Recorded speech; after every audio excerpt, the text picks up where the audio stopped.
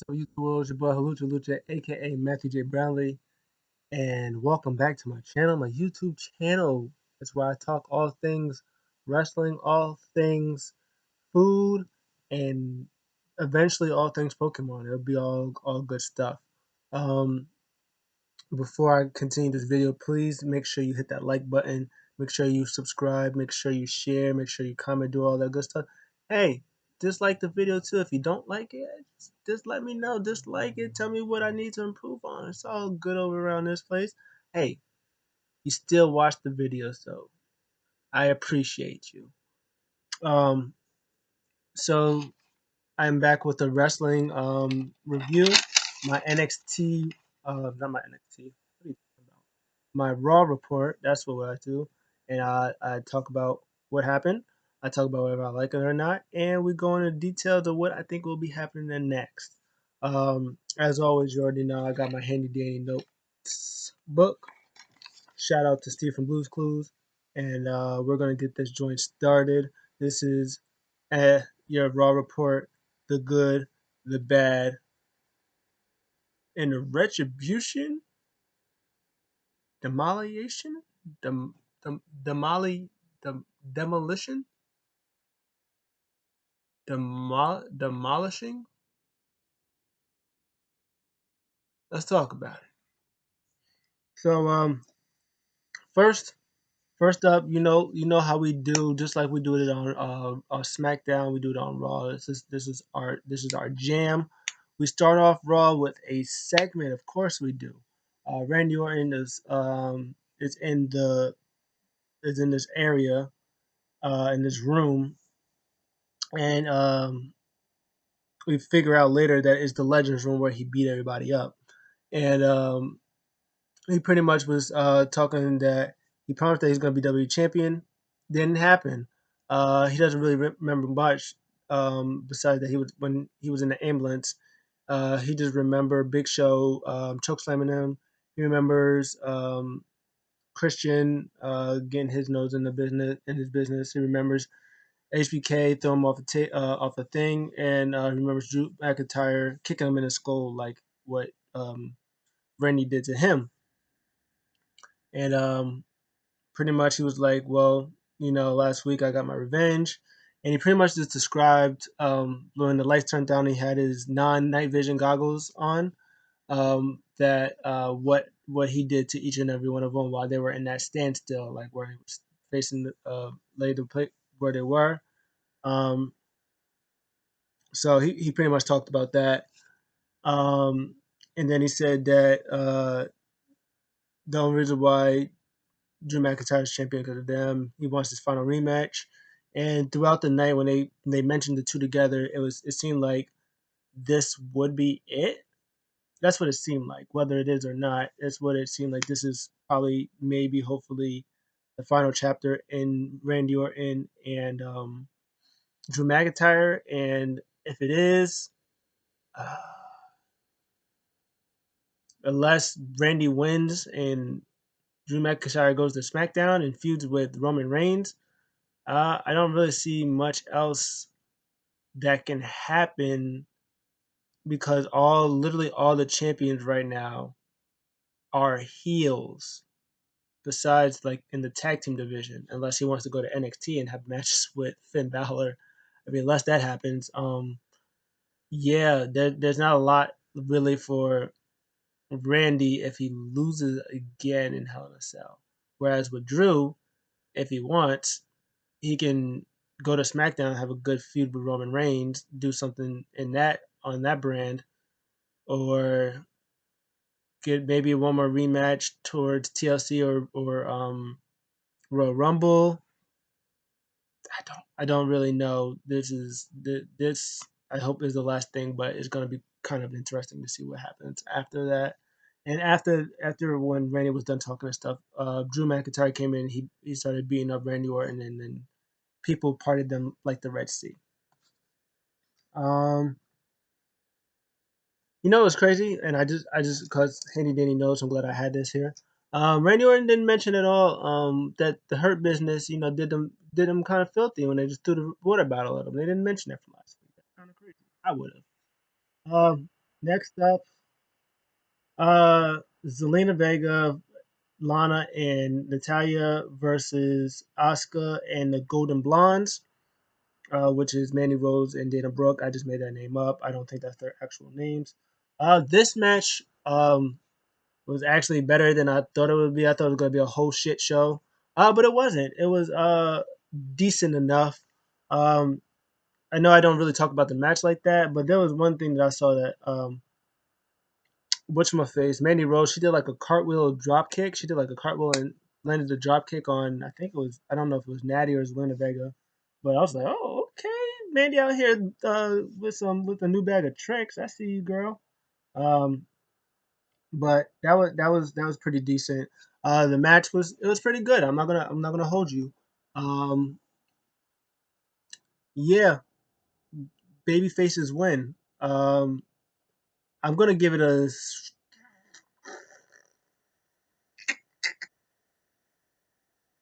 I'm gonna give it a B minus. And this is why I'm gonna give it the B minus. Natalia, and Oscar really carried the match a lot. I think Zelina Vega did a very good job too when she was in there. She was doing submission moves. She was knocking out Oscar. You know, every time she was taking out trying to take out Oscar and stuff like that. Um, but the reason we're going to give it a B minus is because after the match, Nia and Shayna came out, and again for like the third, fourth week, they hit Lana with a Samoa drop through the announce table. That's hilarious. They just keep doing it every week, and it's hilarious that keeps happening to her. That's what I'm gonna give it the B minus for that.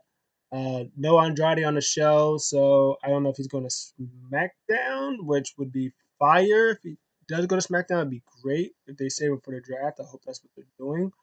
Um, I don't know what they're going to do with Selena Vega. I don't know what they're going to do with that women's division because when you see that women's division, it's low key trash. I ain't going to hold you. It's kind of trash. Besides Shayna and Nia, but they're in tag team division.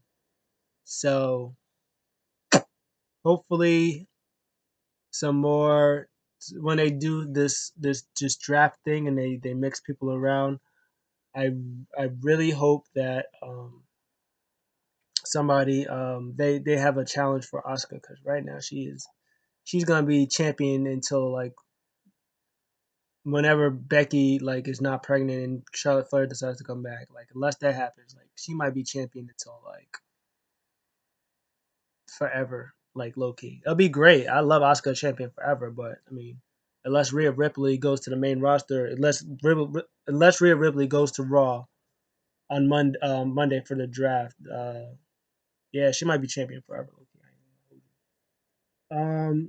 Next up, Truth does a mock draft.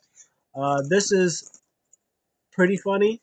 Uh, I wrote down the list. I have a second page. I wrote down a list of who was in this mock draft that our Truth did. So from 1 to 8, I think, drafted to SmackDown, which is funny for a couple of reasons. I'll tell you why in a second. Number 1 is Ninja Number 1. Good stuff. 2, Mercy the Buzzard. 3, Little Jimmy. 4, Sam Roberts. 5, Mr. McMahon. 6, Charlie Caruso.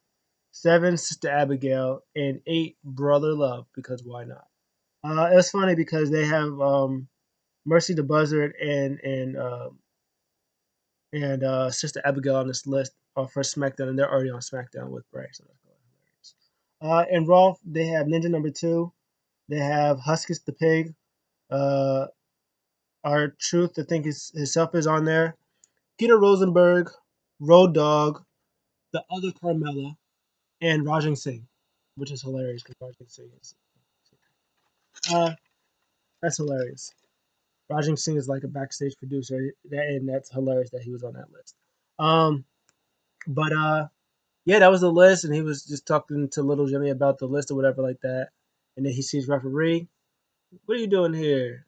And then the janitor was Drew Gulak. He slips, and Drew McIntyre covers him 1, 2, 3. And Drew Gulak is new 24/7 champion. for I think like the fifth time, fourth or fifth time. Anyways, after that, the Ricochet Ali and Apollo are backstage, and MVP comes. He talks about the draft pretty much. He was saying he knows what it's like to be drafted. Um, he just pretty much said, "Hey, this is the last time I can offer you guys a chance for the to join the Hurt Business." He said, This is the last offer, one time only tonight." And Apollo was like, nah, we ain't gonna do it. We ain't gonna do it. Ali was looking like maybe, and then Ricochet was really like maybe. I was like, ooh, Ali, Hurt Business. We like those. We like those. So that was good stuff. Next up, Rollins and Murphy versus Carrillo and Dominic Mysterio. Um, they cut a promo first, like a little mini promo. Uh, Seth kept asking for the mic, and then Murphy was just like, "Hey, I want you to apologize." And Seth was like, "What? Who are you talking to?" He was like, "I don't want you to apologize to me. Apologize to Aaliyah." And he was like, "Excuse you?" He's like, "Uh-uh." He's like, "Prophet, Messiah, Messiah, prophet. You prophet. You see who you are. You prophet. Messiah, Messiah, prophet, disciple." I'm over here repeating myself, and it was literally disciple, disciple, prophet, disciple, disciple. You disciple. You my disciple. I your Messiah, your King, your God, your prophet, the King of Kings, better, good, all that stuff. While they're arguing, Dominic Mysterio and Humberto Carrillo come out, and guess what? Dominic Mysterio and Humberto Carrillo lose. Like I don't understand what the point of this match was. It didn't further anything besides the fact that Seth kept saying to Murphy, he doesn't need your help. He's like, I don't need your help. Why are you in my business? I don't want your help. Stop tagging in until I say so. That's pretty much how it happened the whole time. And then Murphy, one last time, he helps Seth. Um, Dom's about to beat him up or to do something, and Murphy like chucks him out the ring. Carrillo comes out while they're arguing. He goes to the top rope. Big old knees to the face. 1, 2, 3. Murphy gets win. Seth is staring at him. And then Murphy goes to the back. He's like, "Oh, you don't need me? You don't need me? Huh? I bet." And then he went to the back. That was good stuff. Like the match itself was in, but the stuff between Seth and Murphy, money.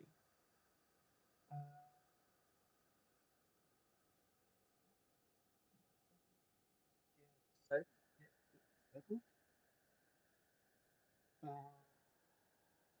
oh, they did on I think it was on Seth and Murphy, one of those. Dom had a tilt a whirl leg sweep, Russian leg sweep. That was kind of fun. I'm glad I wrote that. This happens. See, I wrote down my notes because I wasn't gonna say that. I looked down. I was like, see, that's why my notes. Braun Strowman comes out. He was talking about no Raw Underground, but he still wants to fight. And Adam Pearce was saying that he'll give him an exhibition match. So no Raw Underground again for this week. And then Keith Lee enters, and Keith Lee is like, "I got you." That's how. And then they were gonna do the KO show with Bray Wyatt. Before that, Seth comes and is like, "Bro, I don't know if you know this, disciple, prophet, Messiah, right here, Messiah, prophet. That's me, disciple, you.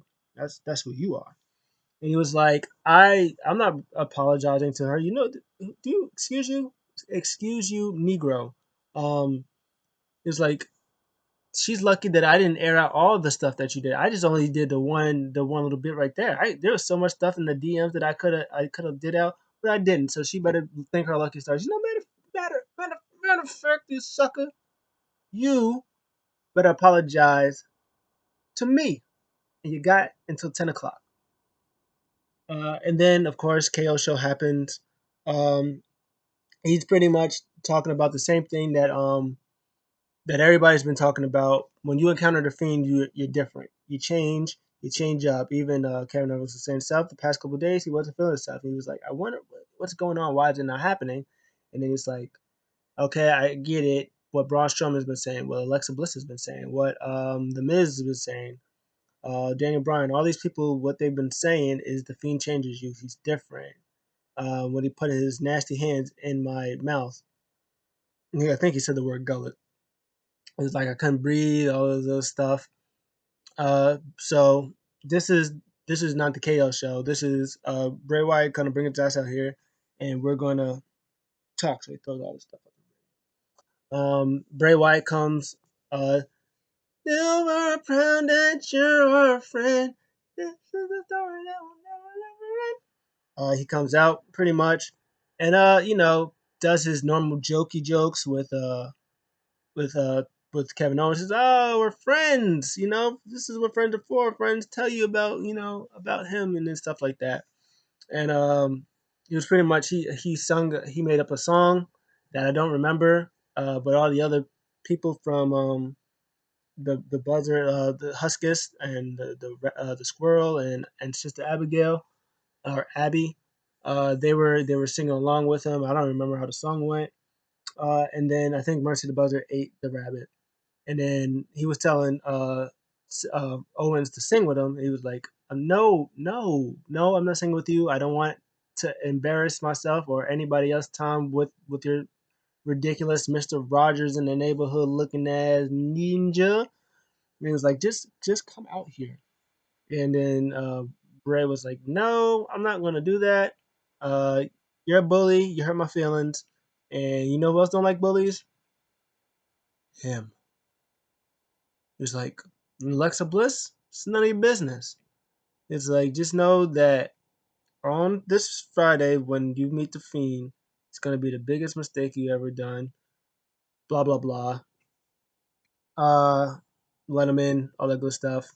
See ya, bye, adios. He leaves. Kevin Owens says, "Well, okay. I said I wanted to fight, so if you're not gonna be here, I'm out. I'm gonna find you." He goes back, and Aleister Black attacks him. Black Mass. He sits in front of him, and pretty much. This was not my favorite segment of a Kevin Owens or Firefly Funhouse thing. It was a little too much cartoony for me. Normally, like when Bray does this type of stuff, it's kind of funny, but this was just, yeah. Like towards the end when he was getting serious with the Fiend and that stuff like that, that was cool. But all that other singing and all other messy stuff that he did, I wasn't with it. So I'm guessing for now that Kevin Owens will probably turn heel. He's gonna have a match with Aleister Black on Monday. He's gonna end that feud, and Kevin Owens is probably gonna go to SmackDown and probably continue to feud with um, Braun Strowman. I mean Braun Strowman, Bray Wyatt, Fiend Bray Wyatt. Next up, Drew has an interview and he accepts Randy Orton's challenge. Nice. Braun Strowman versus Keith Lee exhibition match. This was a thing where I figured that maybe no, Keith Lee, I figured Keith Lee might lose, and they were saying that whoever loses, it doesn't make a difference. But what Scrap Iron was saying before was, you're not technically a part of Raw for now, so this match I'm not going to sanction, or I'm not going to. It's going to be an exhibition match. So if you win, it's not going to look bad on Keith Lee's document because it doesn't count. Pretty much, it's like it's a fight that don't count. So that's what that was coming and thinking. Um, so instead, the match starts. There is nothing going on. Count out. Braun Strowman was like, "What are you doing, stupid? It's an exhibition match. How you gonna a count on an exhibition match?" He's like, "Oh, yeah, you're gonna. Oh, watch this!" And then he tackles Keith Lee through the barricade, and he goes, "Ah," and he starts to walk out. and stuff like that. And he turns around. Keith Lee is getting up. He's like, ah, brush it off. Ate that. So they come towards each other. I think like Keith Lee jumps on top of like steel steps or something like that, and like clotheslines. Braun Strowman. He starts beating him up. He throws him on the through the LED boards, and then he tackles him off like tables and stuff, and they're both laid out. I think Braun Strowman's starting to get up a little bit. Keith Lee, I think, was a little bit starting to stagger, but he was still kind of laid there. But it went to the. So I mean, that was it was a thing that happened. I mean, Keith Lee didn't look like a punk in it, which you thought he was gonna do when he knocked him out. But they didn't make Keith Lee look horrible, so we'll take it. We'll take it. Um, Bianca Belair video package. She is now the smartest, the smartest here. So this pretty much was her being with her girlfriend, and she's answering all the questions, and she's the best, and she's answering everything. She's like, "Why is the sky blue?" It's like, "Well, technically the sky isn't blue," and then she goes through this whole depth about like the gamma rays and the reflection of it, and make it seem like the sky is blue and all that stuff like that. And she was just answering all the questions everybody was looking at. She was like, "Hey, don't be hating." Stuff like that. It was great. I love her. She's the best. Raw Women's Champion eventually someday when they ever let her wrestle again. Yeah, she's the greatest. By the way, she won by a mile. It wasn't even close. I think one person had like 3 cards, the other one maybe had like 10, or maybe they split between the other two that had like five and a half, five. But she had like 97 cards. It was a lot. That was good stuff. 24/7 stuff.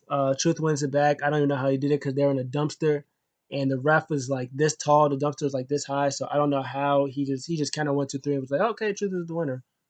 That was the thing. Uh, with Ali versus the Hurt Business. Hey, take a guess who won. If you said the Hurt Business, you would be correct. Um, Before the match, though, MVP cut a promo. He was pretty much talking about Retribution. He was talking about that he gave them an offer. He was like, what are they going to do? And they came out, Apollo and Ali.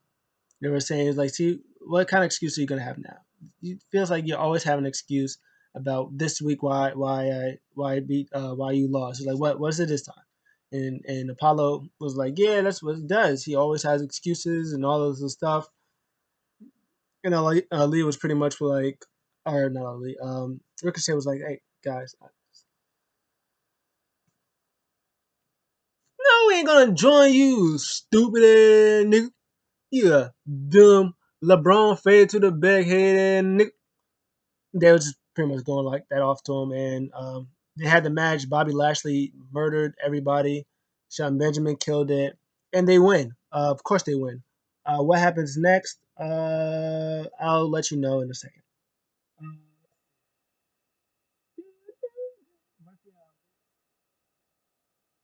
Murphy and Ali have a little thing. Aaliyah was like, "Hey, are you gonna join the Seth again?" And she was like, "I don't know." Her business is they're talking to trash. Ali comes out and he's like, "Hey, I'm not gonna bring any of my guys with me, but I want you and I want you to bring your two goons with you." And he walks off. Like, okay, Ali's out here, big Ali, big Ali. Uh, the deadline, Seth Rollins' deadline. Murphy tells Murphy to come out. Pretty much, he was like, "Hey, don't worry about it. All you gotta do is apologize, and we're gonna be good. Just apologize. We're good. Don't worry about it. We cool." Um,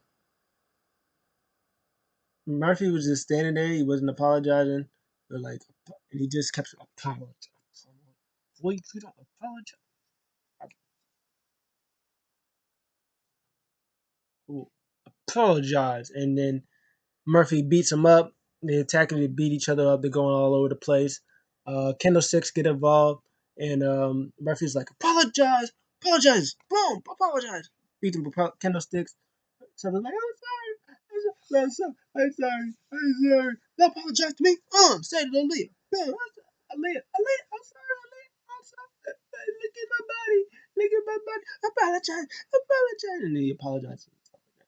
So then he drops the kendo stick, and Seth Rollins, like, he gets up quickly, scratches all over Murphy's face, and then he starts murking him with the kendo stick. He's like, apologize. Bam! And he beats him up, and then he gets a chair. He turns back around. Aaliyah's in the ring. He gets in the ring. She's like, hey, stop. You've done enough. It's over. And then all the Mysterios come out. And then Domino's like, hey, what are you doing? Hey, leave him alone. What are you doing? And Murphy or Seth is out. Rey Mysterio's out there. Just don't know what's going on. Oh, Mama Mysterio don't know what's going on. She's just out there. She's just speaking in Spanish. She don't know what be going on. She's like, and she's just out there. And then she would keep looking back, and Dominic is just like, screw it, stop looking that way. Stop looking that way. I'm like, no, stop touching your sister like that. Relax. But that was a whole thing. Oh, that was great. That was awesome. Yeah, Murphy and Seth Rollins feud. Yes, please. Uh, Cena and Nia Jax versus Live to Riot. This match was really, really good. As much as Shayna and Nia hate each other, they're really clicking. They're really finding a niche as a tag team. I love it. I actually thought they were going to lose. I ain't even going to hold you. I thought they were going to lose, and I thought Nia was gonna go to SmackDown. She was gonna be with her family, with like Naomi and Tamina. They was gonna do like that tag team thing, and then one of them be SmackDown Women's Champion, vying for that thing. But nah, they just won. They just out here dominated, uh, murking Ruby Riott throughout the whole match, tearing her limbs apart. And yeah, they tapped her out. So I don't know what's gonna go next. My guess would probably be that Mandy and Dana Brooke would be next. I don't see them winning either, but I feel like they're probably gonna be next in line. Maybe Lana and Natty will probably make fun of Liv and whatchamacallit about losing their opportunity and stuff like that, and maybe they might do their little feud thing going on. They just need more tag teams. They got the four there with them right now, so I guess that's fine. Just for now, hopefully, as we saw earlier, Mandy and Dana Brooke can like stay on the same page. You know, get some more tag team um, women's chemistry going on. I really want Nia and Shayna to go to NXT, and I don't think there's nobody on SmackDown for them, but at least go to NXT and put the women in that division on notice, like Raquel and Dakota Kai, them on notice. Kid and Carazaro and Casey Kane, put them on notice. So that's what I hope for them to do. But this is a good match. This is a really good match. I enjoyed it very much enjoyed it. Profits had a promo. They were talking about Randy Orton. It was like, hey, what you did to the Legends is not cool, but what we're gonna do to you, you won't see it coming. And then they use these quips, using the Legends' name to say that there was no drip without flair. Um, Edge and Christian showed that you could be a great tag team while also being funny. He said Big Show is an honorary Viking prophet, and then he said, and all the time we're the showstopper, so we get down with HBK. We want the smoke. Drew McIntyre said, "Let's go, boys." Um, all right. Next up, Ali versus MVP. Good stuff. They're killing it. They're doing their things. MVP is beating up Ali. Lights turn off. Oh, flicker. Oh, Retribution's out here. Like, oh shit. Okay. They're looking around. It was like, okay. Ali's looking around with them. It was like, okay. Because you guys, it was like, just for one night, you with us? You willing? You gonna fight off Retribution? Ali was like, yeah, yeah. And look, I was like, okay, Ali with Hurt Business. We out here. And then Ali goes out the ring. He yells at her. He starts getting in their face. Her Business love it. He's like, okay, Ali, let me find out. Ali's out here. He's one of them. And then Ali just stops, turns around slowly, and just smiles. And I was like,